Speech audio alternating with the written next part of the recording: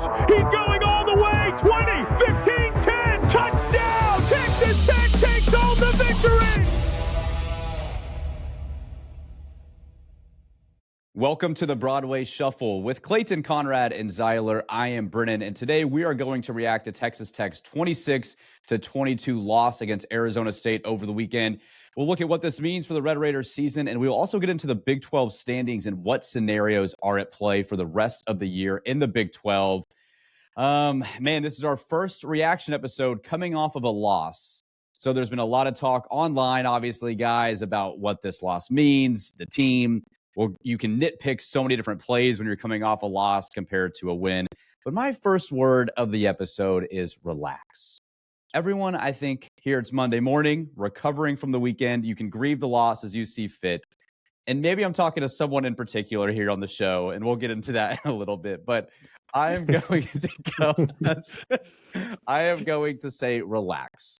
And I'm going to say that for a couple reasons. One, your season is still very much in front of you at 6-1 and 3-1 in the conference. And two, you had an opportunity to win the game. And we will get into all of our thoughts and reactions here now. So, Zyler, Clayton, you guys were there in Tempe. So I want to throw it to you guys first. What was the weekend like? Did y'all have fun, stay safe? And then ultimately, what were your thoughts on the game? Clayton, I'll let you kick it off. Yeah, man, I had a blast until maybe a quarter into the football game, and then kind of tanked the weekend. But I thought Tempe was sick. The weather was great. I will say the crowd was a little disappointing to me. Zyler, I don't know if you agree, but like my section was probably 40% Tech fans, and like all of the Arizona State fans cleared out by the fourth quarter. It was just the Tech fans left. And the stadium was definitely loud at points, but I don't think it was very, I don't know, didn't live up to my expectations for a reigning Big 12 champ. Zyler, what were your thoughts? Yeah, it's a fun stadium. The area is super unique. It's like sandwiched in between these two mountains, and the environment's fun. It was hot. It was only 80-something degrees, but there's just no wind there, so you just kind of bake if you're in the sun. But it's fun. I mean, they have a good environment. They got loud at times for sure. Definitely think they helped in that area. Their game day production is significantly worse than what Tech has, so I'm proud of our team there. But yeah, fun. It's a fun environment. They did a good job. Yeah, the tailgate scene's fine. Brennan, what did I say? I'm just staring at Conrad's face, and Conrad, you're rotating on my monitor here, and Conrad's smile it just kept getting bigger, like he's just waiting for this moment. Z, I'm sorry, I'm not meaning to interrupt you, but it is. No. I was worried I said something inappropriate. No, you're doing great. Which would not be out of line. Continue. But I apologize. No, fun environment. And, there were a lot of Tech fans that were giving it out pretty good after the loss. And, people are always mad about everybody's always chirping. And it's really not that big of a deal. Tech fans give it as good as they get it. I didn't think any of that was out of line. So, yeah, let's get into the game, though. I thought it was an interesting one. And I'm sure some of us have some thoughts. Conrad, I'll go to you first. Thoughts initially. We'll dive into some other topics deeper. What did you think about the game? Yeah, 2 words for me. Ty Simpson, 19 of 49, 253 yards, 2 touchdowns, 0 picks. Did y'all see that game last night? I mean, that was absolutely epic. Wow. Yeah. Did we know he was going to do that? That's why he was laughing. No. I could tell. I saw this mischievous look on his face, like he's going to do something that we're not expecting. And sure enough, there he goes. Yeah. Well, he doesn't play for Texas Tech, right, Conrad? Man, I wish he did. We would have won by 30 points if he did. I mean, no. Guys, I'll say this. I mean, there have been a lot of emotions going through me, through my veins since last night. I mean, Brennan, you say relax. I'm disappointed, to be honest. And I don't know, that's partially my fault, but that's also, I think, partially justified because of how well we started this season and just how utterly dominant we've looked against really every single team. And I don't know. I'm going through some motions right now. I don't know if maybe I had built this team up. I mean, it's still a great team. Again, I'm not taking anything away from the team, but looking at the whole picture of what we had seen up until this point, I really didn't think that we were gonna lose this game, even with a backup quarterback playing. And so maybe I built them up too much in my mind to be an Alabama, and I could be very well at fault for that. I know other Texas Tech fans feel my sentiment, but at the same time, I mean, a loss on the road, albeit in a not great environment with your backup quarterback, isn't the end of the world, like Brennan said. But man, we should have won that game, and I think we'll talk about reasons why here in a few minutes. Conrad, can I ask, I guess, is it the loss that disappointed you? Was it the way you lost? Was it the offense? Was it, what, or was it just, losing, just dropping a Big 12 game? What was it specifically? Yeah, I said before the game started, I didn't think it mattered who played quarterback, which I know we'll talk about that here in a second, but I thought we were going to win and win handily. I just thought the defensive prowess that you showed was going to lend to a victory in this game, even against Sam Levitt, Jordan Tyson. I just thought you were going to win, but I think it's the biggest thing for me is the loss as a whole. I will say, to kind of dip our toes into the actual game, it is a little discouraging for me. I mean, to think, okay, this defense has been all worldly throughout the first 6 games of the year, and then you play this game, and it's like, I'm really not that upset at the defense, to be honest, because you can't expect a defense to be perfect. You cannot. Your offense has to do something. And I know what the stats say about where the offense is ranked in the country this year, but in this game, the offense was it wasn't great for for probably 80% of the game.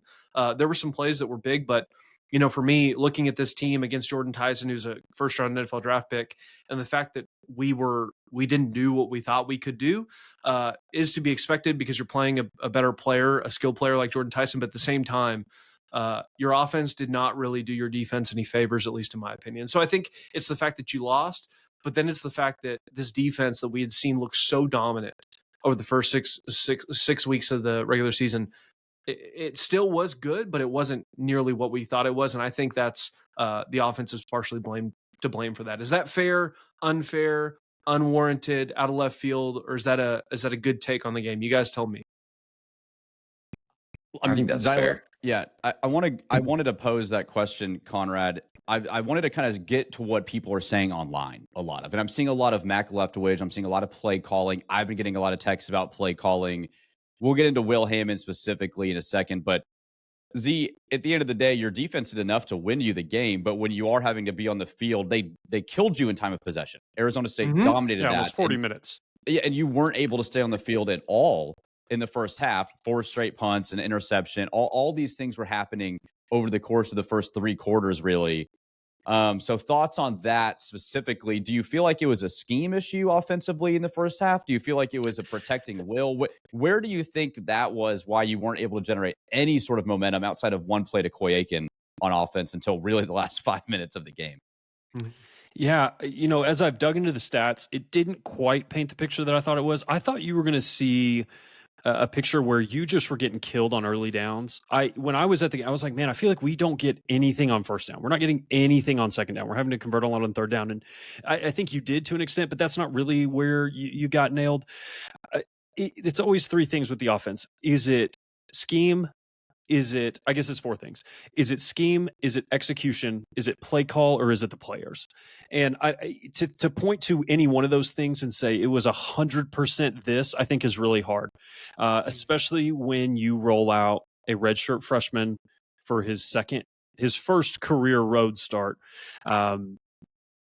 It's just really hard for me to think, yeah, dude, that's just totally on Leftwich. However, since the Houston game, I think people have kind of found a way to stifle some of the explosiveness of your offense. You have just not really been able to generate explosive plays. You had 2 of them in the game yesterday for a 3% explosive play rate, which is not very good at all. That's in the 4th percentile. Very, very poor there. And you had been generating lots of explosive plays, whether through the ground or whether on the air. That, I think, has hurt you more than anything, where they are making you sustain drives and go down the field. And I think you just had a really hard time just getting your drives started with Will. You could never get into a rhythm. You could never get into the tempo. And I don't know if that's Will. I don't know if that's Mac. I don't know if that's the offensive line. I was not impressed with our interior guards. And Carter got banged up, and I know they were rotating guys out. I was very impressed with your tackles. I thought Ponton and Sampson were both good. So I don't know. I need to go back and do a deeper dive into the rewatch.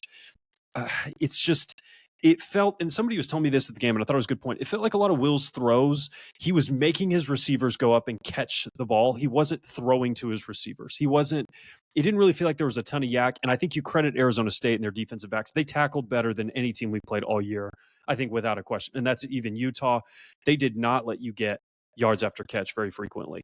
So I don't know. Those are kind of my scatterbrain thoughts on the offense. I wasn't that impressed with Will. I thought he made some big plays and some big moments, just really struggled, especially in that first half, to get anything going with any sort of consistency. You just couldn't get the ball past the 50. It was, and you executed well in the red zone. You executed at the, if you can execute like that in the red zone, 89th percentile in red zone execution. Really, really good. That's been the thing that's plagued you all year, and you did a good job with that, absent one drive. So those are kind of my scatterbrain thoughts on the offense. Clayton? Yeah, I agree with Zyler that I think it was a little bit of, all of the above. I thought some of the play calls were pretty bad. I thought the QB run was obviously not working, and it took you a while to go away from it. Eventually he did. But at that point it might have been too little too late. I would have probably liked to see more runs from the running backs, but even them, if you took away their two longest runs, they were averaging 2 yards per carry. So I can't really fault him. And totally agree with I thought the placement from Will was just off. There was a couple screens that you probably had some room to run, but the receivers having to jump to catch the ball. And then by that point, the play is kind of shot. I think it was just kind of a combination of everything. It didn't seem like the receivers were winning a whole lot of one-on-ones. And I feel like the explosive play, that kind of lines up with when Barron went down. I don't know. I think if Will doesn't have the QB run game going like he did against Utah, he might struggle right now at this point in his career as a freshman to really stress the defense. That's what it seems like to me. Yeah, so I wanted to paint a picture of the overall, here's a positive look, glass half full, glass half empty. Glass half full, you struggled mightily through the first 3.5 quarters. Your defense still showed they were legit. This was against a good offense, one of the best wide receiver you faced, and then probably arguably the best quarterback you faced up to this point. And you still played extremely well on defense. I mean, and then even when they did move down the field, as Jordan Hudson, Bill Belichick's girlfriend, credit, you got to keep him out of the end zone. I don't know if y'all saw that video, but if you haven't, you need to watch it. But it's a big deal to keep him out of the end zone, and Tech did that. And so the defense did what they needed to do to win the game. But ultimately, to go to the offensive side, when you've got a guy like Jordan Tyson and you've got a first-round wide receiver on your roster, he will expose college secondary players, and you can go to and get him. And that's what they were able to do today or on Saturday for Arizona State. And another glass half full is you were up 22-19 with 2 minutes to go. Regardless of how bad it looked, you still found a way to come and take the lead, and you played poorly. And Will still did enough to go and get 2 touchdowns, have some good drives, sustain a drive when he needed to, and make a great throw to Reggie to go up 3 with 2 to go. And you got to a 4th and 2 to win the game. So all of that being said, there's so much you can nitpick in a loss, and I get it, and we can talk about it, and it sucks to lose, but you still had a good chance to win, and you played bad for a good 3+ quarters on offense. With your backup quarterback. Your backup quarterback. What did y'all think of the decision to throw to the end zone on the first play after that punt return? Dude, okay, I think there's a lot that, in an ideal world, you score with 0 seconds left.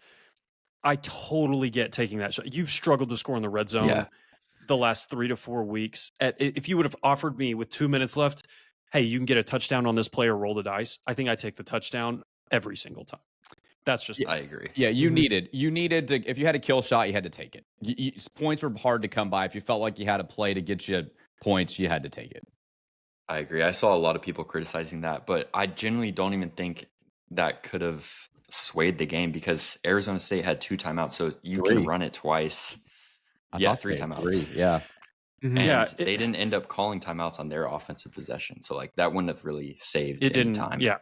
The other decision that people were talking about was when you got down into the red zone in the 4th quarter and you went for it on 4th down and obviously didn't convert. Two things. One, I don't think that was the play call. I think that got checked into. I really doubt that Mac Leftwich wanted speed option into the boundary on 4th and 6. That does not seem like a play he was going to be calling. Now, and maybe I'm wrong. He'll talk about it in the press conference today. The other thing, that's the correct decision to go for it 100% of the time. In hindsight, you can look and say, oh, yeah, I would have loved to have 3 points because we lose by 3 points. Or what is it, 4 points? Yeah. But in that situation, you kick a field goal to go down 9. Like that would be coaching malpractice to not go for it in that situation. I would have lost my mind if we would have kicked a field goal there. It would have been useless given the state of the game. Yeah, I totally agree. I feel like this is just not the way to analyze football, is like looking at everything in reverse. And I think that people are forgetting that like part of the reason you go for it inside the 10 is also the field position. If you don't get it, they're pinned. And they went on like a 50-yard drive, but still had to punt it because they were pinned inside the 10. If you kick that field goal, they get the ball at the 25. They do that exact same drive. They're also kicking a field goal. And like, there's just genuinely no point in making a 12-point game a 9-point game. Of course, if you in hindsight realize, oh, you're going to have 2 more touchdown drives and then they're going to have a touchdown drive and then you're also going to have another drive into their territory. Yeah, I'd love 3 points, but like that's just not how football works. Yeah. Totally. So Z on the 4th and 6 call. So will you feel like that he chose a check into a 4th and 6 speed option, and that's probably just him reading the defense, thinking something would be there that wasn't. As a redshirt freshman quarterback, that's just kind of a decision he made. You don't think the coaches said, hey, if you see something, check into this?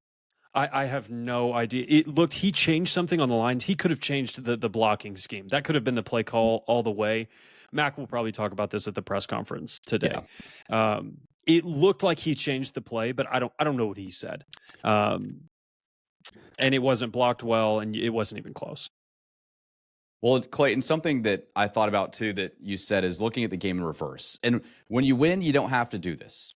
There's a lot of things that we probably, if we really wanted to analyze the games after the wins, we could have. And we could have said, oh, what about this play call or that?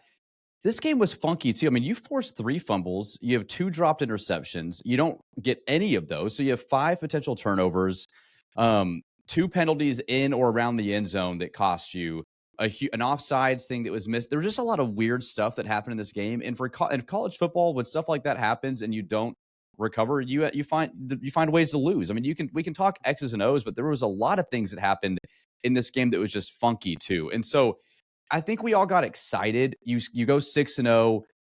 The defense has played great, but you have had to kind of battle some quarterback health. And I think we all have a lot of confidence in Will Hammond because of moments that we've seen from him. But he's a redshirt freshman making his first road start, and he's struggling coming out, and your offense is losing a little steam, and yet you still had a chance to win the game. So I know we lost, and now you might not necessarily control your own destiny, but you're 6-1. You've got Oklahoma State coming up at home to kind of right the ship and figure some things out. And then you go on the road to Kansas State. And so we can be frustrated and talk about all of these things, but the season by no means is over. You still have the Big 12 championship very much in your sight. And, it's hard to win on the road in a big game in conference. And we're seeing a lot of teams lose games this year. This is the state of college football. Even the prime Alabama teams or Clemson teams that I can think of, they would drop games. And I'm not saying, hey, you're going to lose 1 or 2. But when I looked at our schedule to start the year and I said, we've got Arizona State, Utah, and Kansas State. If you go 2-1 out of those 3 road games, I will feel very good about your Big 12 championship chances. And guess what? You have a chance to go 2-1 in a few weeks against Kansas State. I know BYU is looking good. We'll get into them, but that's a home game. I'm just saying, calm down a little bit. Like, we can be pissed we didn't win, but the season is still very much in front of you. This is not like TCU last year where you lost a close one and you've got no chance at the Big 12 title. I mean, you still have your goals in front of you. Yeah, Brennan, you're right. You do. But let me push back. I mean, I know where we've been historically, but I think we thought, at least I know a segment of the fan base thought, okay, this team is just going to crush everybody. And like Zyler said earlier this year, maybe that's not a realistic way to look at things, but I think that's the kind of hope, the kind of energy that we had, and rightfully so. And so I think losing, I mean, I know you're trying to paint it in a positive perspective, and by no means is your season over. Yes, like that is 100% true. But the fact that you lost this game like this and the way you lost, with Will not playing very well. I mean, 167 passing yards, not great. With a ton of that coming on a garbage time drive Yeah, at like the end. those are the things that really concern me. And like I'm just saying, I don't know that like if we play the same way on offense we did against Arizona State, you're not winning against Kansas State in Manhattan. You may not even win at home against BYU. Like these things, like it's not just one game. It's like, how does this carry over? Again, should we be worried about Oklahoma State? We'll talk about that on Thursday's show. But it's not just what happened in Tempe. It's okay, that happened in Tempe. We still have more games to go. And so how's that going to play itself out? I'm just concerned about all those things because I don't think, and we've seen it, we've lost Skyler for a long time. I mean, maybe till the playoffs. I mean, AJ Holmes was awesome. But man, that's one depth piece, and you just can't expect this defense to keep doing what it's done. I mean, that's not a winning recipe to win the Big 12, number one, which I thought was kind of a done deal. But also, like, if you can't play offense better than this, who knows what if you make the playoff, do you even have a chance to win a game? And so I think there are reasons to be concerned past this. Again, this team can overcome it, obviously, when we get Barron back, but at the same time, man, it's just, I think it's a lot darker, or could be a lot darker than people maybe want to think about. And so that's where I am on the perspective of things. Again, I think we'll get it right. I hope so. But the sky's not falling, just to be clear. But there's just a lot of things that I think people need to consider other than, oh, you just lost one game, everything's still in front of you. Yes, it is, but there's a lot more to it than that. You know, one thing I would say to that, because I do think you agree, it's not necessarily that you lost, it's that, hey, our offense looks terrible against what is a good Arizona State defense. I just want people to know, like last year, Arizona State's defense on paper was better than their offense, and that had Levitt, Tyson, and Scadaboo. It's a good defense. But Conrad is right. Like, you can't trot out that offensive effort and just say, hey, David Bailey, Romello Height, Lee Hunter, Jacob Rodriguez, hold everybody to 10 points, and we'll get it done. I do think that is a little bit concerning. Once again, and we keep saying this, that's probably the second best defense that you had left. BYU will be the best defense that you have left on the schedule. You won't see much stiffer tests than that. And another thing, and I don't think we've done this yet, and it's probably well past time, I got to give ASU a little bit of credit. I thought Levitt, you played a Rocco Becht game where it was not efficient. It was not a super effective. It doesn't look super great on the stats, like when you look at the efficiency margin and things like that.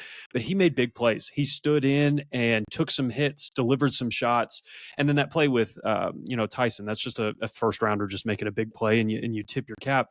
But if you look at some of the stuff, and I think this is what has encouraged me. If you look at their EPA without explosive plays, it was negative 26.62. Yours was negative 16.54. Like, you take away, and they had a lot of explosive plays. They had 7 of them.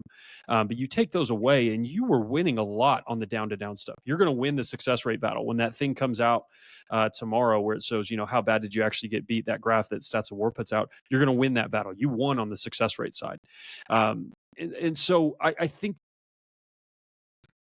I'm not as down on the offense as I thought I was going to be.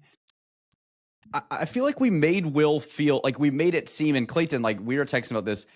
How many teams in the country could take a redshirt freshman quarterback who's played maybe a total of 12 quarters and go in, and yes, you struggle, but like Will Hammond is not Conrad Ty Simpson yet. He's not Baron Morton yet. And there's a reason that he isn't starting to start the year. And you still were up 3 with 2 minutes to go. This is football. Like, I mean, we can nitpick all we want, and I'm more concerned about the secondary has continued to give up big plays and the offense on the road. I am concerned because even at Houston, we've seen Utah. It hasn't looked great. And like, you are going to need to go into Kansas State and Morgantown and play well. Yeah, you can't score 7 points. I'm not saying that is going to be sufficient enough to win the conference or potentially a playoff game. But I'm also saying you didn't have your starting quarterback, which counts for something. And we can be excited about Will Hammond's future, but Will Hammond has not played much football. We've seen him in bigger moments. And I think the Utah game, we all were like, and hey, I'm at fault here. I love Will Hammond. Yes, you are. You're very much at fault here. I've been pumping the guy up. I love the Storm and Mormon, but I'm just saying, like, he has to continue to develop. It's hard to ask a guy like that and he doesn't have a Jordan Tyson that he's throwing to. That's my other point. Look at Sam Levitt. The pocket would blow up. He would just throw the ball up, and you could guarantee a first-round pick was either going to catch the ball or get a holding penalty. We don't have that guy on our offense. So it's not as easy as a Sam Levitt makes it look. And I'm not going to overreact to a loss like this when you could have still won the game on the road against the defending Big 12 champions. Yeah, Sam Levitt's lost one time as a starting quarterback in the Big 12, and it was to you in 2024. Yeah, and Brennan, I mean, you're two things. I think the tone is very much changing on Will Hammond just from, even on this podcast because of what we've seen this year. I remember a time, this offseason where there were a couple people on the show that were thinking maybe he should be the starting quarterback over Barron Morton. Go Clayton, back that's and ridiculous. find the receipts. That's ridiculous. Really? Yeah, Clayton. Yeah, go back and find Sorry, the guys. receipts on that. I mean, and that's concerning to me. Again, one great half against, Utah, a great half last year against TCU minus the ending.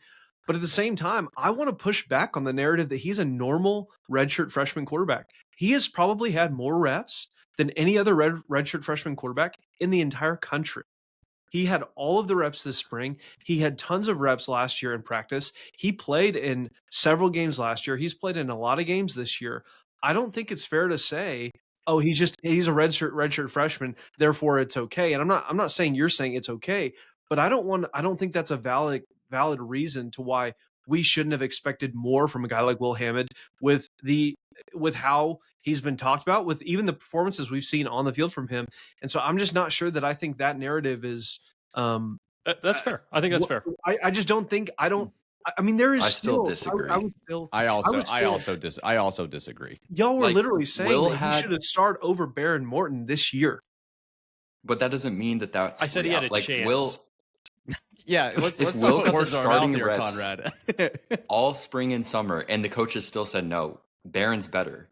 Well, Then it doesn't no, matter no. what the fans think. And like, I feel like if Bama lost a game where Ty Simpson didn't play, nobody's saying, "Oh, I'm really concerned about the Bama offense going forward." Same with any like, I feel like we're getting less credit because we have a competent backup. Like if we had Jeff Sims as our backup, who played Sure. last week for Arizona State. Yeah, Yeah, you and saw look how how that they, game and went. look how they did Yeah. on the road against Utah. Yeah, exactly. Yeah, Like, I don't- it's a narrative that we can talk about, but it's still like the kid is still so young, and yeah, he played poor and he didn't make perfect throws, but we talk about gamers all the time. We love Rocco Beck for that reason. We love Sam Levitt for that reason.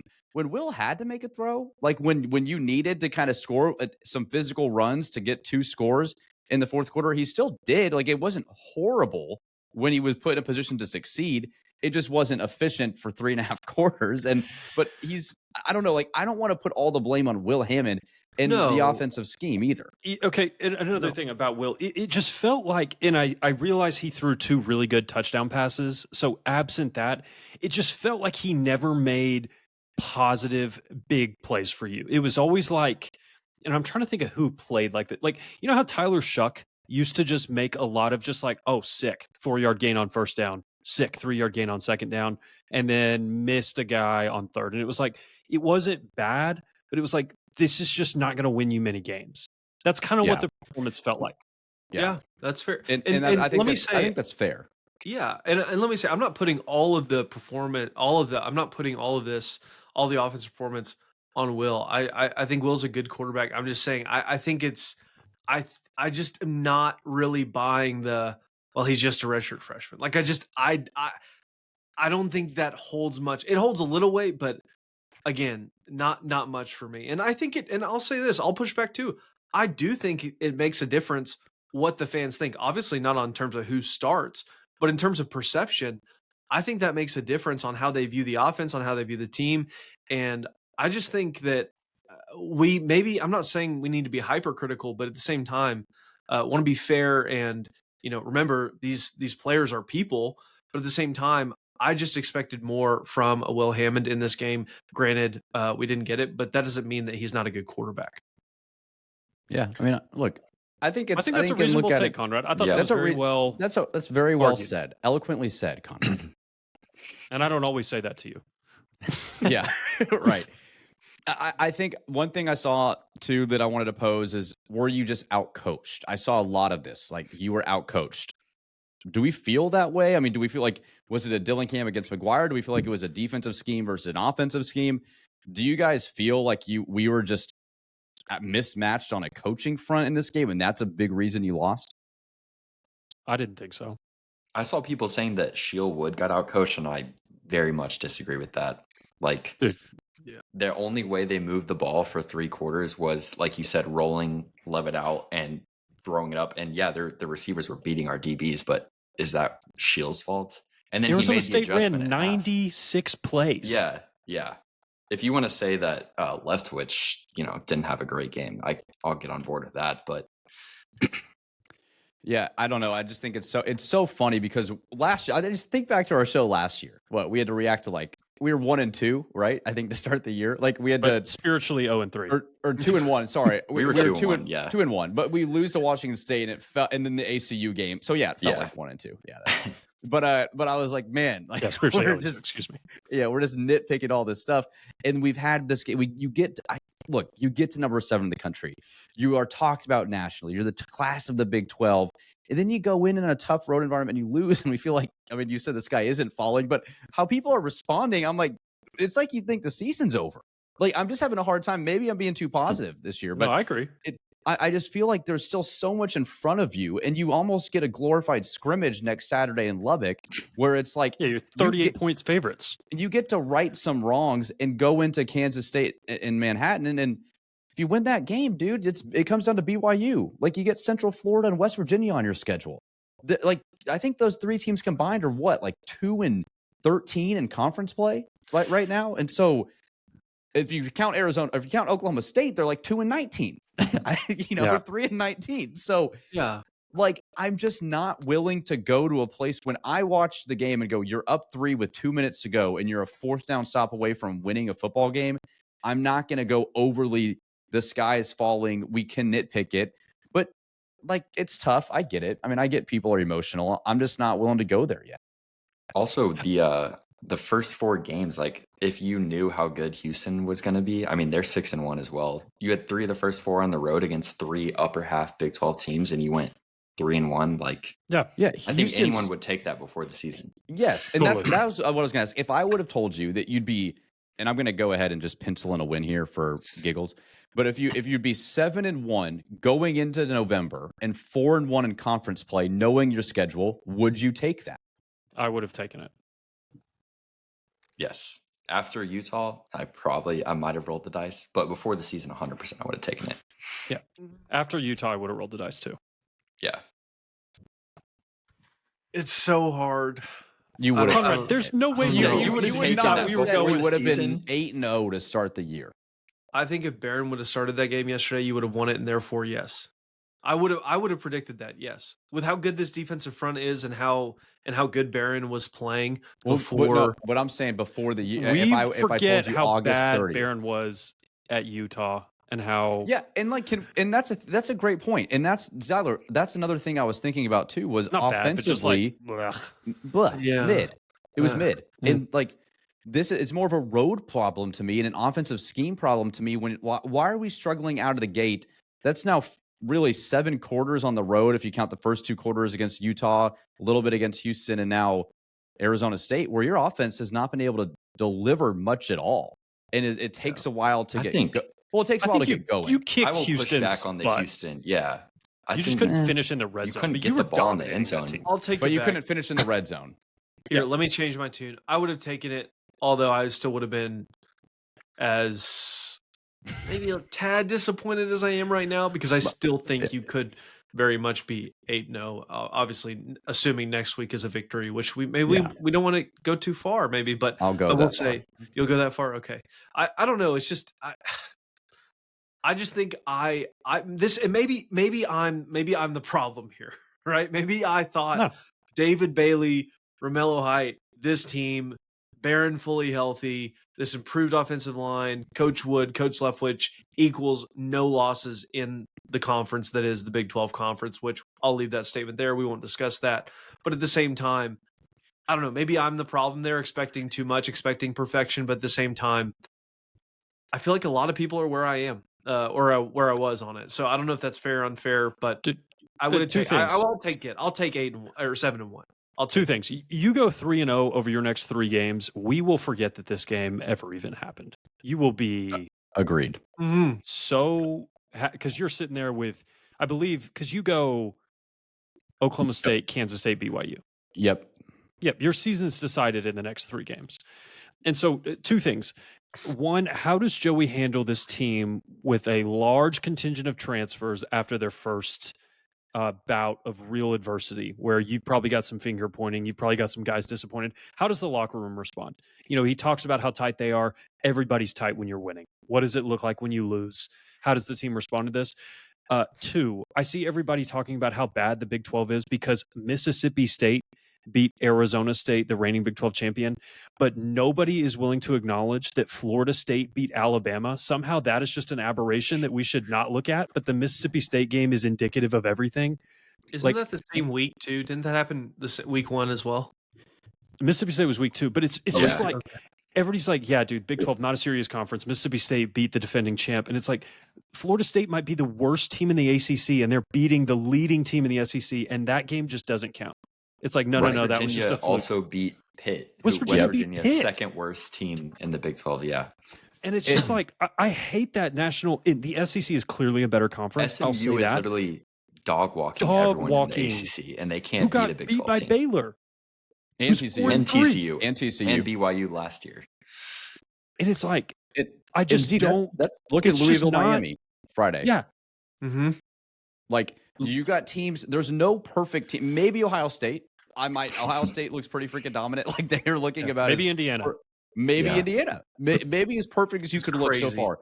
Every other team has flaws and has dropped games they A, shouldn't have dropped, or B, just lost to a good opponent. And the Big 12 should be looked at no differently. Arizona State is a good football team. You did not go lose. If this was West Virginia or if this was Oklahoma State and you lose that game, okay, fine. We can talk about that. This is a good football team. Yep. And you're going to drop a game. Everyone in the country's dropping a game except Ohio State and Indiana. And Texas Tech post October 19th. We're not dropping a game. And BYU, but BYU will drop a game. Jovember is right around the corner, guys. It is. Look, hey, here's some positive. Look, we just had to get him talking, and he's like, "Oh wait, November's coming up." Let me push. Let me say, I'm not like the sky's. I'm just. We're here one day after, and man, I really wanted to win that game. Like, I really wanted to be like, man, we went into Utah and won that game. We went into Arizona State, we won that game. I just really wanted to be there, and I think we could. We obviously could have been there. We were up by 3 with 2 minutes left. Like, that's what's. It's like, oh, it was so close, and yet it didn't. I did too. I guess my main thought. That's my problem. I get it. Yeah, I understand. It's fine to be disappointed. People should be disappointed. Yeah, I'm disappointed we lost too. But just seeing all I've seen throughout the last 36 hours from the game, I'm just like, man, it's like people think that we're out of it. We're not. We talked about this, far right? from it. Remember? We talked. We were like, what's going to happen when we lose our first game?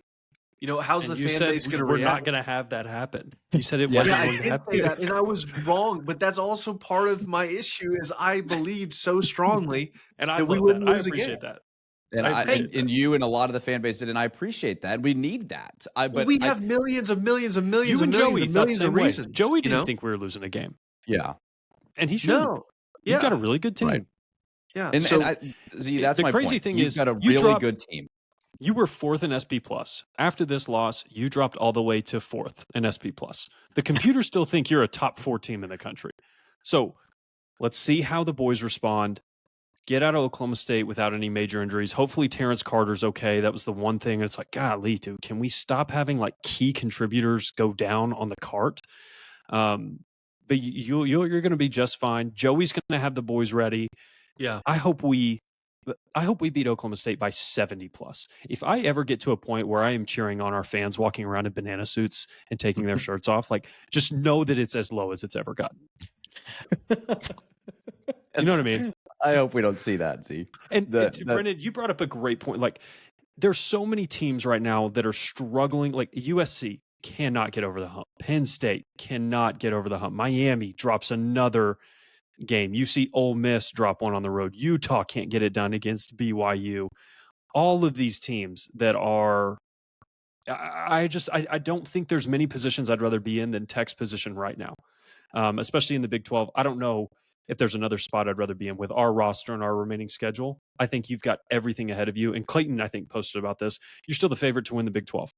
Not as big as you were prior, but still a really big team. Favorite. Okay, so you're still a let's minus go, favorite. Yeah, let's go to the state of the Big 12 while we're on that topic, because I just wanted to pose this to you as well and show people really how far ahead you still are, even with a loss and with some potential tiebreakers down the road. But 11 of the 16 teams in the Big 12 right now have 2 or more losses.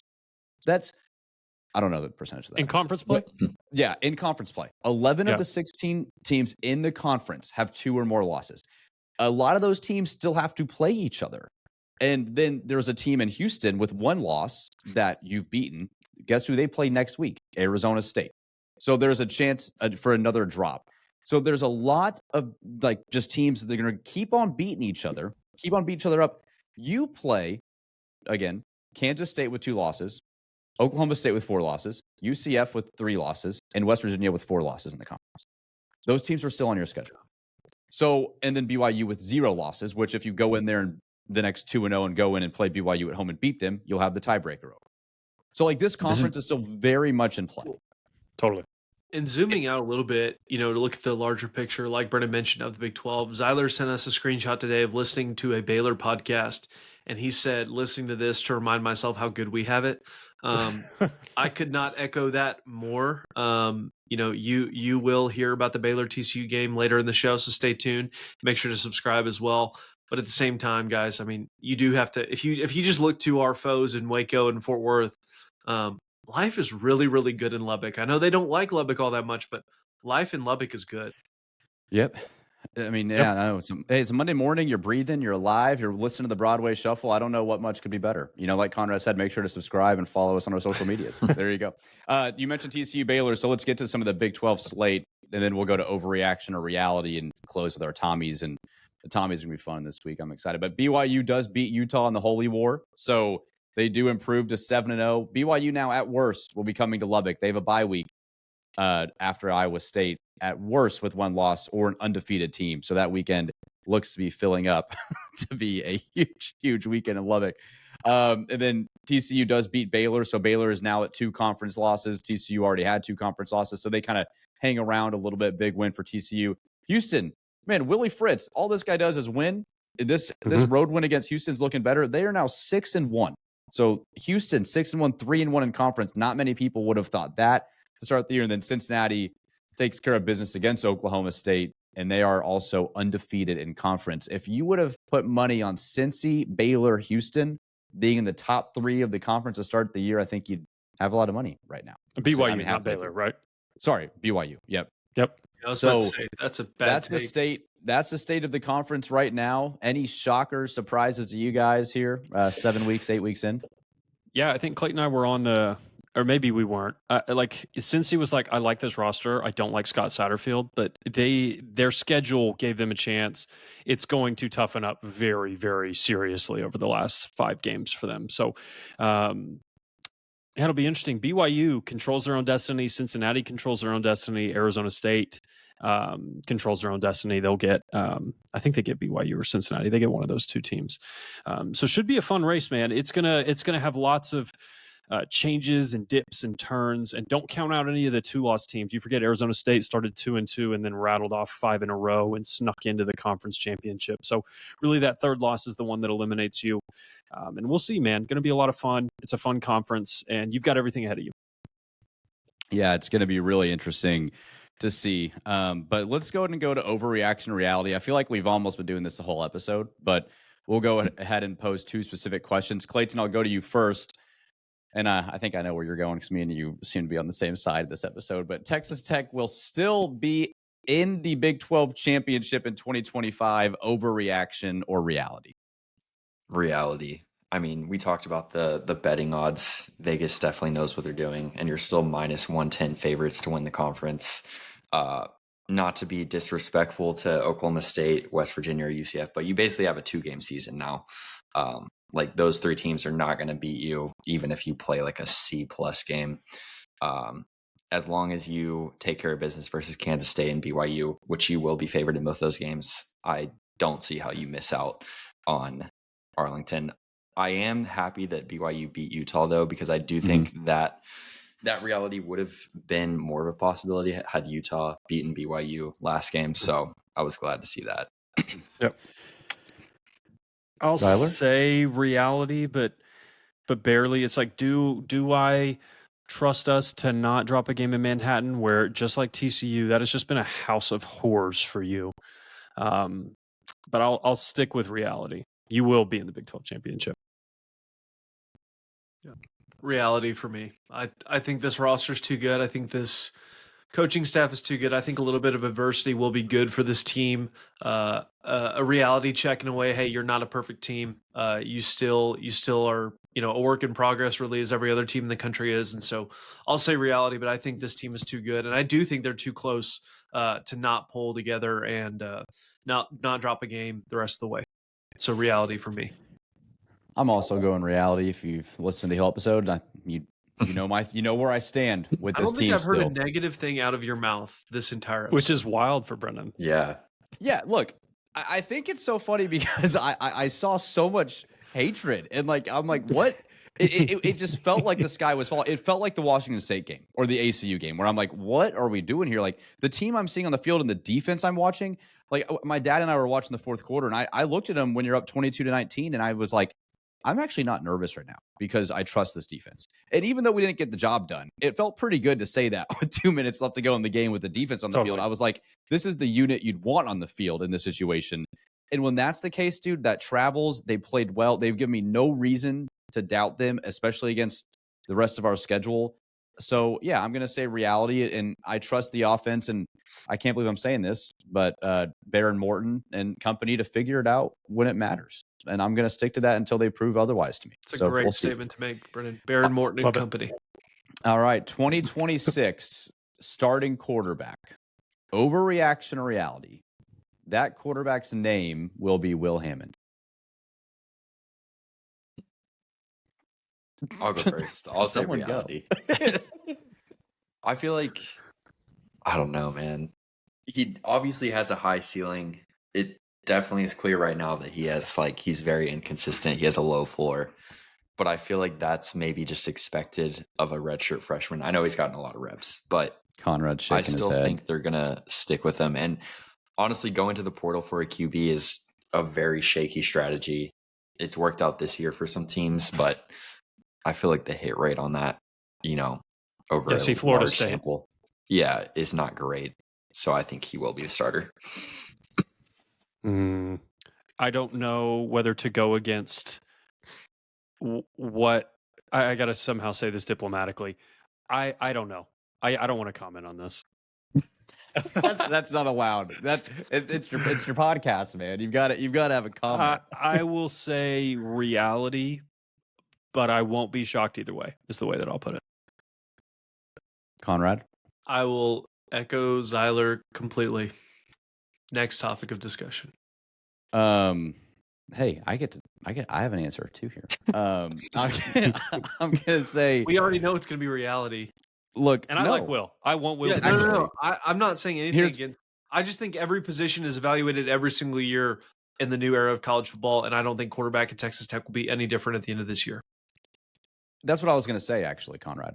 You're definitely taking a portal QB, just so people know. I was going to say, if let's see how the year turns out, but if you get to December or January and you did not accomplish your goals, and one of those reasons was because of the quarterback position, that will be addressed for 2026. And I believe that. And, and it'll be a question of, should it have been addressed for 2025 if you don't accomplish those goals too? If that was the one position that maybe didn't pan out, and Barron's playing good football. I'm not saying that Barron's not playing good football, but he's not staying healthy.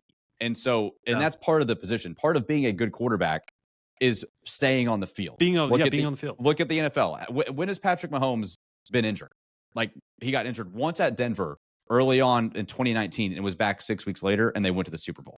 So, there's just, you've got to be able to stay. That's part of being a good quarterback, is staying healthy.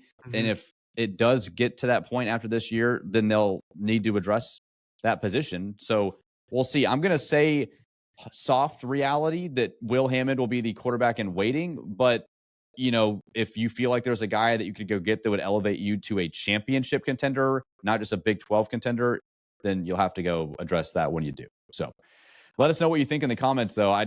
This episode, man, I'm excited. I love seeing comments after episodes, like after a loss. Yeah. It's so funny, man. Like Conrad, I think your score prediction was 55-10, and I think someone commented like 55-10. How arrogant or something. Like it was just that just shows and you we that deserve I it. drank We deserve way it. too much Kool-Aid, Yeah. and I completely own that. And again, I wish that would have happened, but you gotta take them on the chin when you're wrong, right? Yeah, and we do deserve it, and it's just so much fun, man. Mhm. I think it's hilarious to see what people say, good or bad. So please comment away. We love it.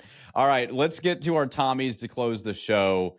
It's been a lot of fun. Honestly, I was looking forward to this episode. It's been great talking about wins, but it kind of gets redundant, like in the sense of, hey, you did enough, but like to really have some meat to have to dissect was a lot of fun. I hope you boys and everyone enjoyed it as well. But let's get to our Tommy Tuberville. Z, let's start with the Shufflers.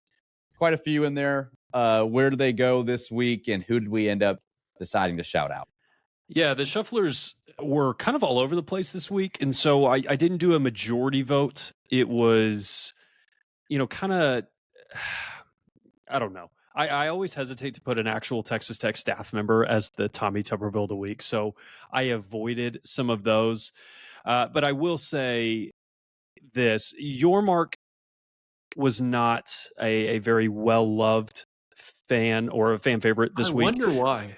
Yeah, and all of that crap about the tortillas, and which is going to be a huge topic of conversation this week. But Brett Yormark was the Shufflers' Tommy Tuberville of the week. They did a good job calling him out.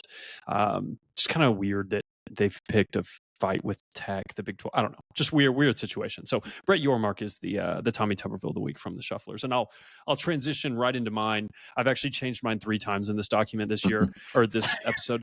It's actually going to be the state of the coaching carousel, but not the people getting fired, the people that are going to get hired. There's just like not a lot of good candidates this year. Like you're looking at Matt Rule is going to somehow end up making $10 million this year. Like somebody's going to pay him that after having not defeated a ranked team basically ever. There's just like Florida's going to open. If you're watching the message boards right now, Florida State is probably going to open. Penn State is open. Oklahoma State is open. UCLA, Virginia Tech, Stanford. There are going to be some really mid coaches that are going to get Power 5 jobs this cycle. It's a really down cycle on people that you can hire.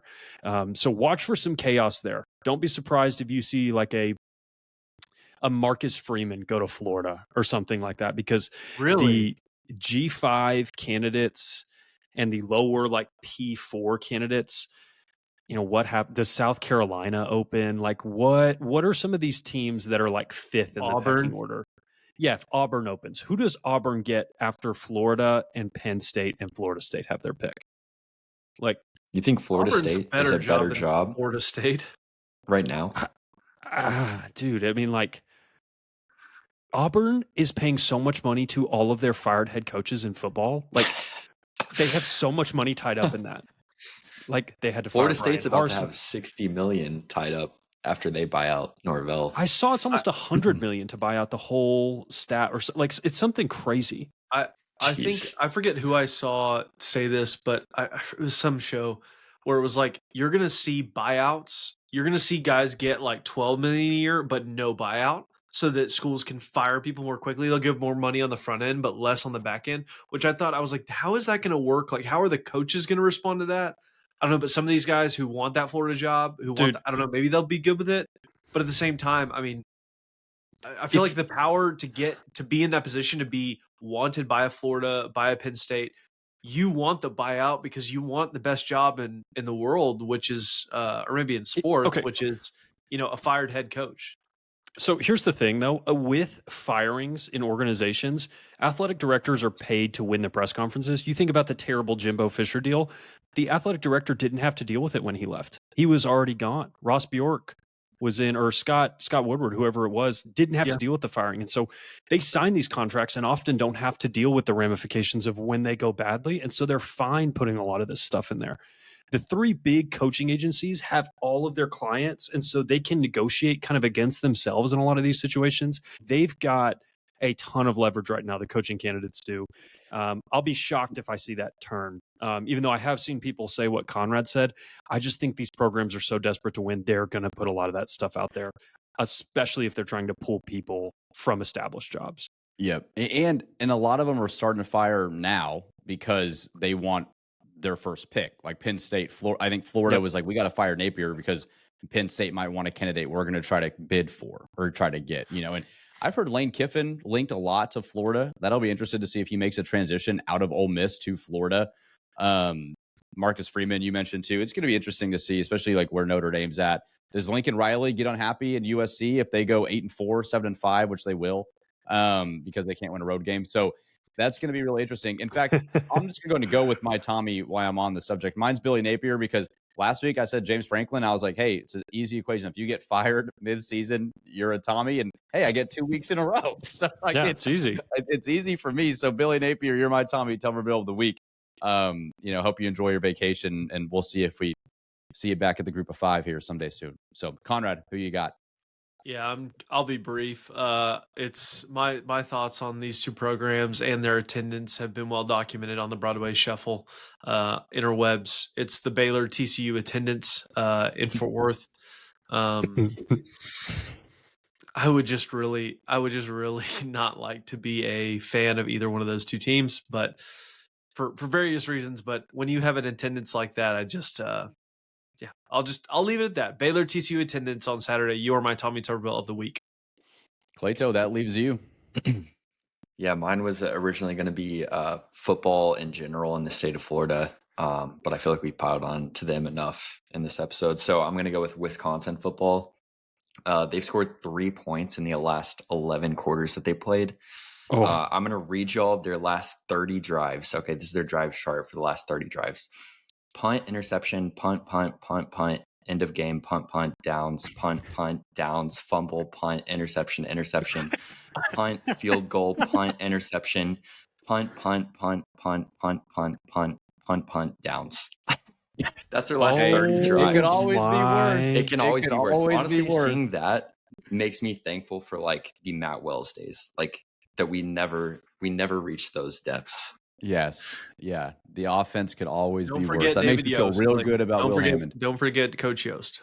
Yes. Thank you, David Yost. Yes. Well, man, hey, I know it's tough. We hate losing. It's not fun. I had a fun time with you boys, though. It's always a blast here on the Broadway Shuffle. We'll be back on Thursday to preview the Oklahoma State game in Lubbock this upcoming weekend. Let us know if you're going. Zyler and I will be in attendance. We hope to see y'all there. And like I said, man, everything you need, everything you got still in front of you. The season is not over by any means. Tough loss, but it's time to look ahead. So we will move on from this Arizona State loss, look ahead, continue with a lot more winning here coming up in the next few weeks. So for Zyler, Clayton, and Conrad, I am Brennan. Make sure to like this video if you enjoyed it, subscribe, share it with your friends, and follow us on Instagram, X, and TikTok so you never miss any of our content. There's a link for our merch, by the way, in the description below. So make sure to get your Broadway Shuffle polos and t-shirts. So we will see you guys on Thursday. Everyone have a great week, and we will see y'all this weekend. Wreck 'em. He makes the catch. He's going all the way. 20, 15, 10.